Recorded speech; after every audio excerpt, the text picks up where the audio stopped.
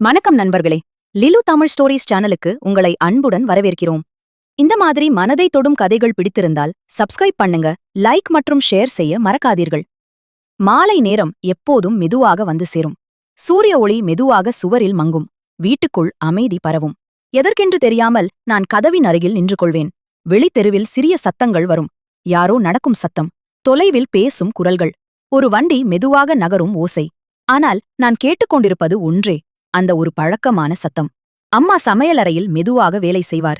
சமையலின் மணம் வீட்டை நிரப்பும்.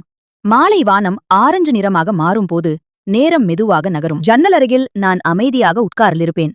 தெருவில் நீளும் நிழல்களை பார்க்கிறேன். காத்திருப்பது அந்த மாலையின் ஒரு பகுதியாகிவிடும். அப்போது தொலைவிலிருந்து மெதுவான ஓசை தொடங்கும். சக்கரங்கள் சுழலும் சத்தம், மெதுவாக, நிதானமாக. அந்த சத்தம் எனக்கு மிகவும் பரிச்சயம். அந்த சைக்கிள் சத்தம் நெருங்கிக் கொண்டே வரும். அவசரம் இல்லாமல் அதன் வழி அது தெரிந்த மாதிரி. அவரை பார்க்கும் முன்பே நான் எழுந்து நிற்பேன். என் கால்கள் தானாகவே நகரும். வாசல் அருகில் நின்று காத்திருப்பேன். அவர் வந்தவுடன் மாலை காட்டே கொஞ்சம் விவிடும். சக்கரங்களின் பின்னால் தூசி மெதுவாக எழும். எதுவும் பேச தேவையில்லை.